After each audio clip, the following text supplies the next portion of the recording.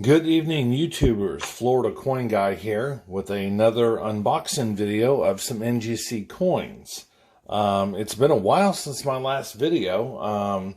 Haven't really had a whole lot of time. Got a new grandbaby in the family, and so she is taking up a lot of my time and Grandma's time. I'm still doing coins here in Northwest Florida.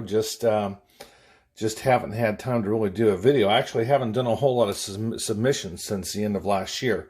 But here we go. We've got two coins here that a good friend of mine who owns a pawn shop here in Northwest Florida had two of these coins come in. Now, the first one is a $1796 that at first I kind of questioned, was it real or not? And then I did a little more research on it, and I think it is. And $1796 are worth a lot of money, even in low grades. And this one's got some detail on it, and so we're kind of both thinking it should be very fine if it's genuine. So I don't know. I haven't even looked at the grades yet on NGC.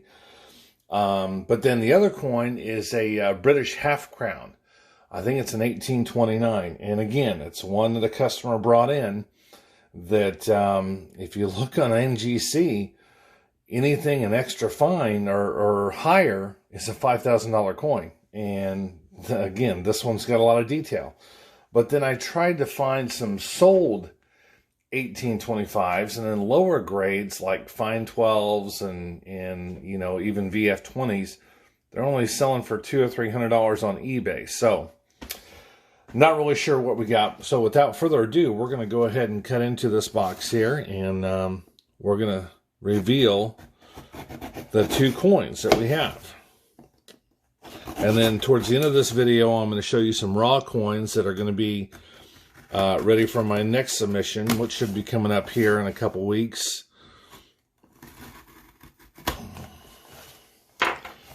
Okay. So here we go. Hopefully we don't see any body bags. Okay.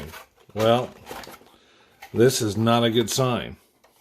This is not a good sign. Let me get this paperwork out here. Okay. Well, apparently only one of the coins has come back. The other one, and this is what I just don't like about NGC. Okay, this 1796 is not encapsulated because it's not genuine, so it is a fake. Really surprised about that. I really thought this would be, you know, I thought it would be the real deal. I mean, the weight was right. I didn't do a silver scratch test on it because I didn't want to damage the coin in any way, shape, or form. But that's it right there. It's not genuine. Well, it is what it is. They're the experts. So, but, you know, I paid $60 for express grading on this coin. And if a coin's not genuine, I feel like NGC should give you a credit towards future grading. Like, I spent $60 for express grading. Give me a $30 credit for my next submission. I only think that's fair because, yeah, they're taking graders' time to look at it and make sure that it's not genuine, but you're not putting it in a holder. You're not putting it through that machine that seals the holder. So, and you're charging me the $45 to return it because, you still have to mail it back to me. So anyway, so I'm disappointed with that, but it is what it is. Okay, so I'm going to show you a few of these raw coins that I'm going to be submitting here for the next grading. The first one is an 1808 Spanish 8 reals with chop marks on it. I have not seen one of these with chop marks like this in a while. I know they did a lot of like trade dollars and stuff like that, but to have one on a Spanish 8 reals this old, I think it'll probably come back anywhere from fine to very fine, but I just think it's neat with those chop marks. So, and again, I bought this at an auction in Liberty, Missouri over the summer, and Again, I don't think I paid a whole lot for this coin, maybe $30. So again, I got a really good deal on that one. Then the other one that I picked up at the same auction is a 1934 Cuban Libertad and Uno Peso. And this thing is truly uncirculated. It will probably go 63, maybe even 64. It's got lots of cartwheel luster. Just a brilliant strike. There's not a mark on the coin. And these can bring some pretty good money in 63 and 64. 63, I think, is about $300, and 64 jumps up to like $600 or $700. So that coin's going to be going up for submission. Now, some of these coins that I'm going to show you next, these came out of my buddy's pawn shop here in Northwest Florida. This is 1834 half dollar. It will probably be very fine 20. But again, some kid brought this into his pawn shop and I think he paid $10 for it. And in turn, I bought it from him for 20. He always cuts me a deal. So that's a coin I'm going to send off. Then he had a couple coins that came in, like this one here, this 1878S Morgan dollar. It's proof like all the way, just like it says on the holder. Some guy brought this in. I think it was his father's coin collection. And this is a beautiful coin. I think this will come back 63 PL all day long from NGC. So that coin's going off. And then here's another one. This is an 1882S. Sure looks dimple to me. Just, I mean, the fields are just clean as a whistle. And the key I was taught at grading school is to take your fingernail and put it 4 inches away from the coin. And if you can see the reflection of your fingernail in the coin, it's truly a dimple coin. And I can see that all day long in this coin. Just a beautiful example. So that one's going to go off too.